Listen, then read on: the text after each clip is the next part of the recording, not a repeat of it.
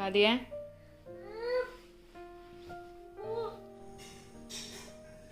അതാ ക്ലാസ്സിലത്തെ ചായ കുടിച്ചോ?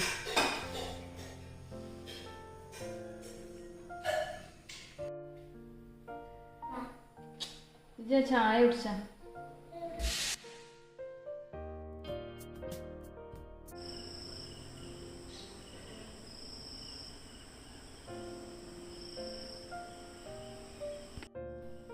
Hi friends, welcome back to my channel. അപ്പോൾ ഇന്ന് വന്നിട്ടുള്ളത് ഒരു അടിപൊളിയായിട്ടുള്ള വ്ളോഗായിട്ടാണ്. വീട്ടിലെ വിശേഷങ്ങളും അതുപോലെ കേക്കിൻ്റെ വിശേഷം എല്ലാം ഇൻക്ലൂഡ് ചെയ്തിട്ടുള്ള വ്ളോഗാണ് കേട്ടോ. അപ്പോൾ രാവിലെ ഇത് ചായക്ക് വെള്ളം വെച്ചിട്ടുണ്ട്. രാവിലെ നമുക്കൊരു എനർജി കിട്ടുന്നത് ഒരു ചായ കുടിച്ചാലാണല്ലോ. അപ്പോൾ ചായക്ക് വേണ്ടിയിട്ട് വെള്ളം വെച്ചിട്ടുണ്ട്. പിന്നെ ബ്രേക്ക്ഫാസ്റ്റിന് കറിയായിട്ട് നമ്മളിപ്പോൾ പനീർ മസാലയാണ് ഉണ്ടാക്കുന്നത്. അപ്പോൾ പനീർ നേരത്തെ തന്നെ പുറത്തെടുത്ത് വെക്കുകയാണ് കേട്ടോ. അപ്പോൾ തലേ ദിവസം ഉണ്ടാക്കി വെച്ചിട്ടുണ്ടായിരുന്ന കുറച്ച് കേക്കുകളാണ് കേട്ടോ. ഇത് നമ്മളിപ്പോൾ ഓൺലൈൻ ക്ലാസ് ആയിട്ട് തന്നെ കേക്ക് ക്ലാസ് അതുപോലെ ഫോണ്ടൻറ്റ് ക്ലാസ് ഒക്കെ എടുക്കണ പോലെ തന്നെ ക്രിസ്മസ് ആയിട്ട് ഒരു സ്പെഷ്യൽ ക്ലാസ് വന്നിട്ടുണ്ട് കേട്ടോ.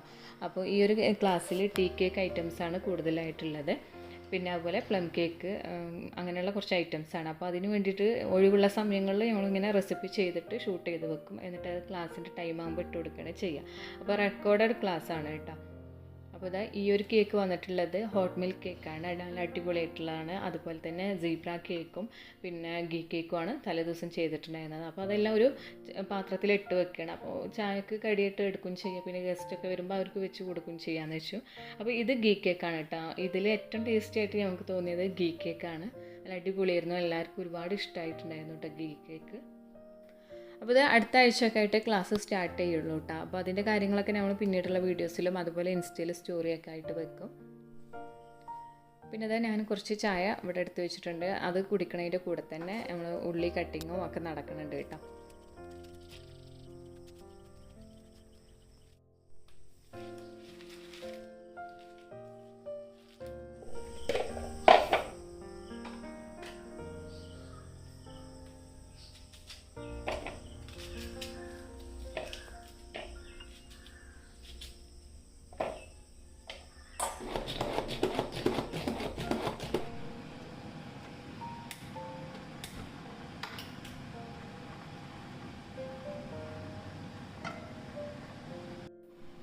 അപ്പോൾ ബ്രേക്ക്ഫാസ്റ്റിൽ നമ്മളിപ്പോൾ പനീർ മസാലയാണ് ഉണ്ടാക്കണമെന്ന് പറഞ്ഞു. അപ്പോൾ അതിന് വേണ്ടിയിട്ട് ഞാനിവിടെ ഒരു പാത്രം വെച്ചിട്ടുണ്ട്.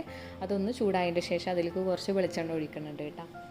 എന്നിട്ട് വെളിച്ചെണ്ണ ചൂടായതിന് ശേഷമാണ് ഇതിലേക്ക് ഏലക്ക അതുപോലെ പട്ട പൂവിട്ട് കൊടുത്തിട്ടുണ്ട്. അതൊന്ന് പൊട്ടിയതിന് ശേഷം അതിലേക്ക് 3 ഉള്ളിയാണ് കേട്ടോ. ഒരു മീഡിയം സൈസിലുള്ള 3 ഉള്ളി ചെറുതായിട്ട് ചോപ്പ് ചെയ്തിട്ടുള്ളതാണ് ഇപ്പോൾ ഇട്ട് കൊടുത്തിട്ടുള്ളത്. പിന്നെ കുറച്ച് ഉപ്പും ചേർത്തിട്ട് നന്നായിട്ടൊന്ന് വഴറ്റിയെടുത്തിട്ടുണ്ട്. അപ്പോൾ ഒന്ന് നന്നായിട്ടൊന്ന് വഴറ്റി എടുത്തതിൻ്റെ ശേഷമാണ് ഇതിലേക്ക് ഇഞ്ചി വെളുത്തുള്ളി പേസ്റ്റ് ഇട്ട് കൊടുത്തിട്ടുള്ളത്.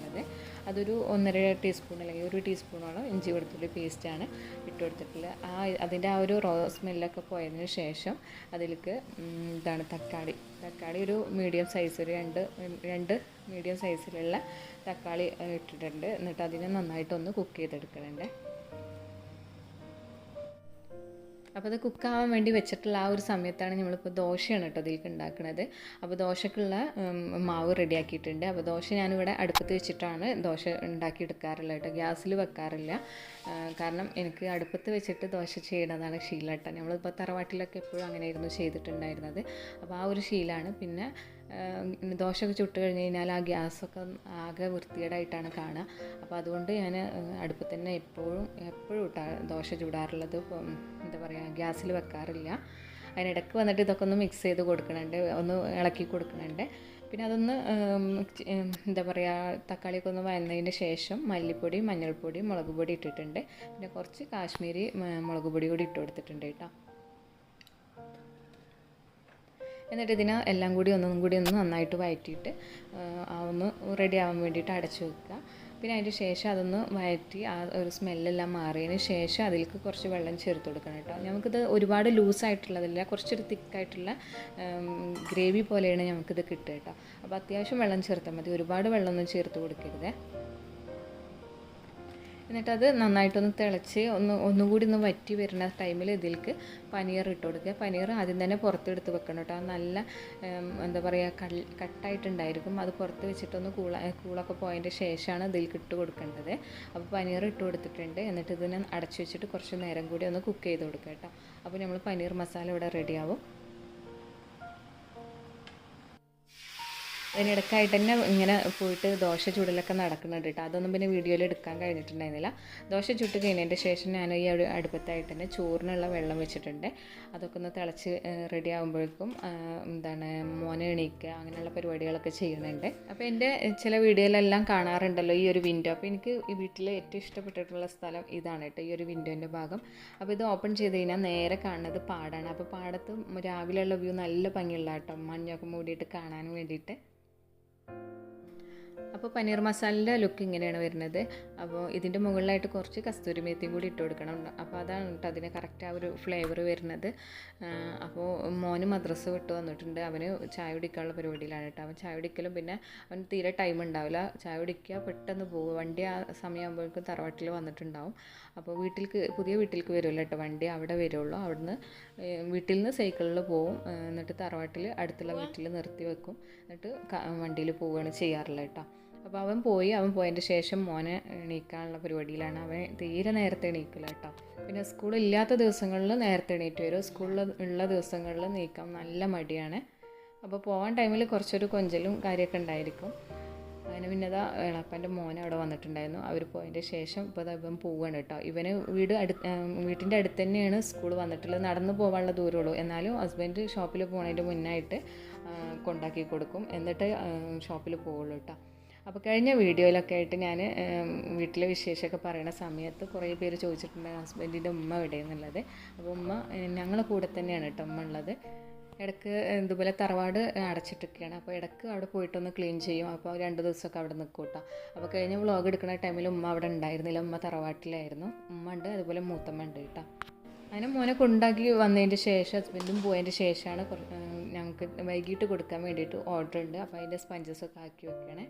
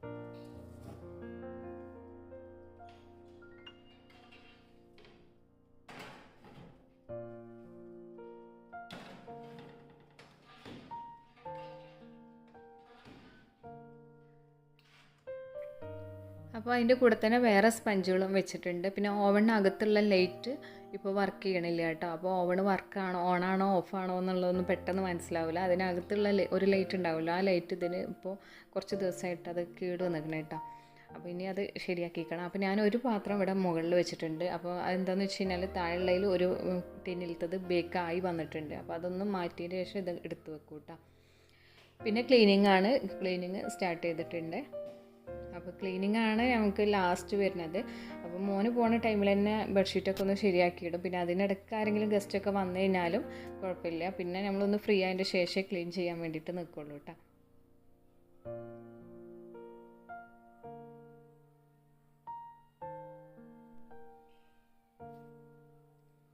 അപ്പോൾ ക്ലീനിങ് എല്ലാം കഴിഞ്ഞിട്ടുണ്ട്. അപ്പോൾ ഞാൻ പറഞ്ഞിട്ടുണ്ടായിരുന്നു എനിക്ക് ഇഷ്ടപ്പെട്ട പ്ലേസ് എന്ന് പറഞ്ഞു കഴിഞ്ഞാൽ ആ ഒരു വിൻഡോൻ്റെ ഭാഗമാണ് കേട്ടോ. അവിടെ നിന്നാണ് ഫോട്ടോസൊക്കെ അധികം എടുക്കാറുള്ളത്. പിന്നെ ഹോം ടൂറിൻ്റെ കാര്യം ഞാൻ മറന്നിട്ടില്ല. ഇൻഷാ അല്ലാ ഹോം ടൂറൊക്കെ ചെയ്യും. അപ്പോൾ ഒന്നും കൂടി റെഡി ആയതിൻ്റെ ശേഷം ഹോം ടൂർ ചെയ്യാമെന്ന് വെച്ചിട്ടാണ് കേട്ടോ. അപ്പോൾ അതിനിടയ്ക്കായിട്ട് തന്നെ നമ്മൾ സ്പഞ്ചെല്ലാം റെഡി ആയിട്ടുണ്ട്. ഇനി ഇതെല്ലാം ഒന്ന് ക്രം കോട്ടിങ് ചെയ്തതിൻ്റെ ശേഷം നമ്മൾ പോയിട്ട് ഫ്രഷ് ആവലും ബാക്കിയുള്ള കാര്യങ്ങളൊക്കെ ചെയ്യും. പിന്നെ ഉച്ചയ്ക്ക് ഫുഡ് കഴിച്ചതിൻ്റെ ശേഷം ഇതിൻ്റെ ഫൈനൽ കോട്ടിങ്ങും കാര്യങ്ങളൊക്കെ ചെയ്യുള്ളൂ കേട്ടോ. ഇതിൻ്റെ കൂടെ തന്നെ പിറ്റേ ദിവസത്തിന് വേണ്ടിയിട്ടുള്ള വർക്കിൻ്റെ സ്പഞ്ചും റെഡിയാക്കാൻ വേണ്ടി വെച്ചിട്ടുണ്ടായിരുന്നു കേട്ടോ. അപ്പോൾ അന്നത്തെ ദിവസം കേക്ക് കൊണ്ടുപോയി കഴിഞ്ഞ് കഴിഞ്ഞാൽ അത് എൻ്റെ വീട്ടിൻ്റെ അടുത്തേക്കാണ് കേട്ടോ കേക്ക് ഡെലിവറി ഉള്ളത്.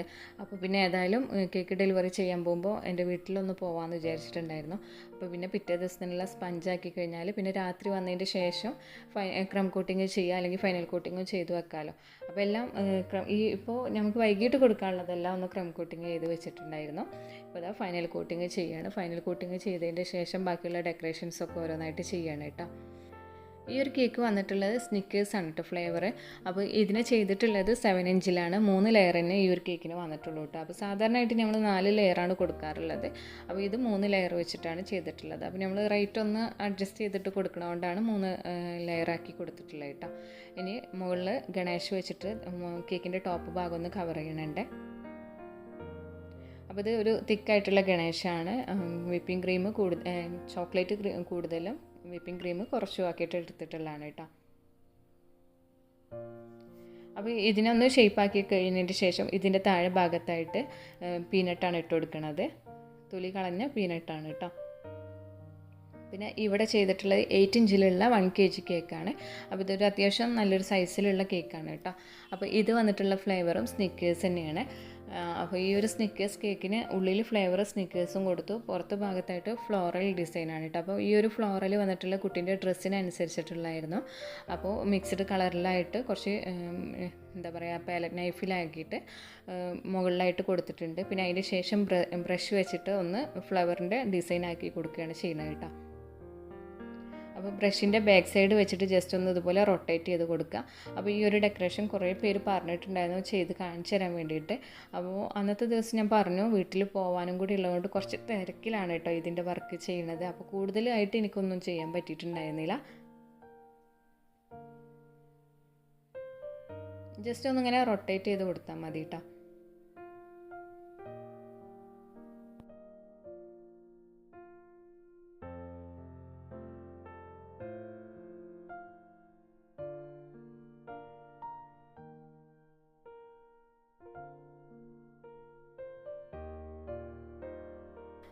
അതിനുശേഷം ഞാനിവിടെ ചെയ്തിട്ടുള്ള 1.5 കിലോയിൽ ബട്ടർ സ്കോച്ച് ഫ്ലേവറിലുള്ള കേക്കാണ്. അപ്പോൾ ഇത് ബ്ലൂ ആൻഡ് വൈറ്റ് തീമിലാണ് ചെയ്തിട്ടുള്ളത് കേട്ടോ. അപ്പം മുകൾ ഭാഗത്തായിട്ട് റഫായിട്ടാണ് എഡ്ജ് കൊടുത്തിട്ടുള്ളത്. പിന്നെ താഴെ ഭാഗമൊക്കെ ഒന്ന് ഫിനിഷ് ആക്കി എടുത്തിട്ടുണ്ട്. പിന്നെ ഫോണ്ടൻറ്റിൻ്റെ ഡെക്കറേഷൻസ് ആണ് കേട്ടോ. അപ്പോൾ നമ്മൾ പെട്ടെന്ന് ഇതുപോലെയുള്ള വർക്കൊക്കെ വരുമ്പോൾ ഓവളിൽ വെച്ചിട്ടാണ് ഫോണ്ടൻറ്റിനെ ഡ്രൈ ആക്കി എടുക്കേണ്ടത്. അപ്പോൾ ഓവളിൽ വെച്ചിട്ട് എങ്ങനെ ഡ്രൈ ആക്കാമെന്നും അതുപോലെ വെയിൽ കൊള്ളിച്ചിട്ട് എങ്ങനെ ഡ്രൈ ആക്കുക എന്നുള്ള സെപ്പറേറ്റ് വീഡിയോ ഞാൻ ചെയ്യുന്നുണ്ട് ഇൻഷാ അല്ലാ. അപ്പോൾ ബാക്കിയുള്ള കാര്യങ്ങളെല്ലാം ഞാൻ പറയാം കേട്ടോ. അപ്പോൾ അതിൻ്റെ ഡെക്കറേഷനും കേക്കിൻ്റെ എല്ലാ ഡെക്കറേഷൻസും കഴിഞ്ഞു. ഇനി ബോക്സ് എല്ലാം റെഡിയാക്കി വെച്ചിട്ടുണ്ട്. ഓരോ കേക്കുകളായിട്ട് ഞാനിവിടെ ഫോട്ടോ എടുക്കാൻ വേണ്ടി വെച്ചിട്ടുണ്ട് കേട്ടോ. അപ്പോൾ ഈ ഒരു ഭാഗത്ത് വെച്ചിട്ടാണ് അധികം കേക്കിൻ്റെ ഫോട്ടോസും എടുക്കാറുള്ളത്. അപ്പോൾ 1 kg സ്നിക്കേഴ്സ് കേക്കാണിത്. അപ്പോൾ ഈ ഒരു കേക്ക് 8 ഇഞ്ച് ടിൻ സൈസിലാണ് ചെയ്തിട്ടുള്ളത് കേട്ടോ. അപ്പോൾ ഏകദേശം ഒരു 1.5 കിലോ വെയിറ്റ് വരും. ഉള്ളിലുള്ള ഫില്ലിങ്ങും എല്ലാം നോക്കുമ്പോൾ 1.5 കിലോൻ്റെ മുകളിലായിട്ടാണ് ഇതിന് വെയിറ്റ് വരിക. പിന്നെ ഇത് സ്നിക്കേഴ്സ് തന്നെയാണ്, പക്ഷേ ഇതൊരു അതിൻ്റേതായ ലുക്ക് ഞാൻ കൊടുത്തിട്ടില്ല കേട്ടോ. പിന്നെ 7 ഇഞ്ചിലാണ് ഈ ഒരു കേക്ക് ചെയ്തിട്ടുള്ളത്. 3 ലെയറാണ് ഈ ഒരു കേക്കിന് വന്നിട്ടുള്ളത്. പിന്നെ ബട്ടർ സ്കോച്ച് കേക്കാണത്. അപ്പോൾ ഇത് വന്നിട്ടുള്ളത് 6 ഇഞ്ച് സൈസിലാണ് ചെയ്തിട്ടുള്ളത്. ഫോണ്ടൻ്റ് വർക്ക് വന്നിട്ടുണ്ട്. പിന്നെ അതുപോലെ തന്നെ ഇനി കേക്കെല്ലാം പാക്ക് ചെയ്ത് കഴിഞ്ഞിട്ടുണ്ടായിരുന്നു. ഇനി ഡെലിവറി ചെയ്യണം കേട്ടോ. അപ്പോൾ ഓരോന്നായിട്ട് വണ്ടിയിൽ കൊണ്ടുപോയി വയ്ക്കണേ. അങ്ങനെ ഇപ്പോൾ ഞങ്ങൾ വീട്ടിൽ നിന്ന് ഇറങ്ങി. അപ്പോൾ പോണ വഴിയിലായിട്ടാണ് അടുത്ത് തന്നെ ഒരു മദ്രസ ഉണ്ടായിരുന്നു. അപ്പോൾ ആ മദ്രസയിൽ നബിദിനത്തിൻ്റെ പരിപാടിയാണ് കേട്ടോ. അപ്പോൾ കണ്ടപ്പോൾ എനിക്കൊരു കൗതുകം തോന്നി. നബിദിനത്തിൻ്റെ പരിപാടിക്ക് ഇങ്ങനെ ദഫിൻ്റെ എന്തോ മത്സരം എന്തോ ആണെന്നാണ് തോന്നുന്നത്. അപ്പോൾ അതിൻ്റെ ജസ്റ്റ് ഒരു ഷോട്ടും കൂടി ഞാനിതിൽ കാണിക്കുന്നുണ്ട്. അപ്പോൾ ഇതാണ് കേട്ടോ ഞങ്ങൾ തറവാട് വന്നിട്ടുള്ളത്. അപ്പോൾ ഇപ്പോൾ അവിടെ ആരും ഇല്ല, വീട് അടച്ചിട്ടിരിക്കുകയാണ് കേട്ടോ. അപ്പോൾ ഞാൻ ഇതിലൊരു കൗതുകം തോന്നിയെന്ന് പറയാൻ കാരണം കുറച്ച് പ്രായമുള്ളവരാണ് കേട്ടോ ഈ ഒരു ദഫ് കളിക്കുന്നത്. പിന്നെ അതിനേക്കാളും കുറച്ചുകൂടി പ്രായം കുറഞ്ഞവരാണ് അതിൻ്റെ ബാക്കിലുള്ളത്. അപ്പോൾ ജസ്റ്റ് ഒന്ന് കണ്ടു നോക്കിയേ.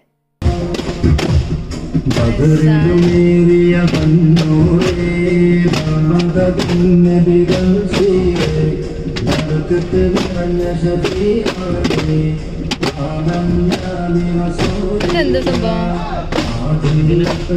ഇത് എവിടുത്തെ?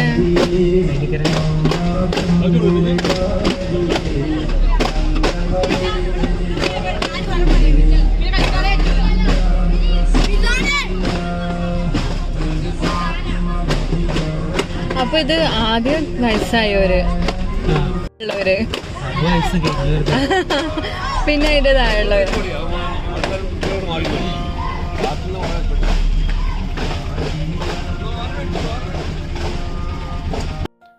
അപ്പോൾ ഇത്രയാണ് ഇന്നത്തെ വീഡിയോയിലെ വിശേഷങ്ങൾ വന്നിട്ടുള്ളത്. അപ്പോൾ ഈ ഒരു വീഡിയോ നിങ്ങൾക്ക് എല്ലാവർക്കും ഇഷ്ടമായിട്ടുണ്ടാവും എന്ന് വിചാരിക്കുന്നു. വീഡിയോ ഇഷ്ടമായിക്കണമെന്നുണ്ടെങ്കിൽ എന്തായാലും ലൈക്ക് ചെയ്യുക, ഷെയർ ചെയ്യുക.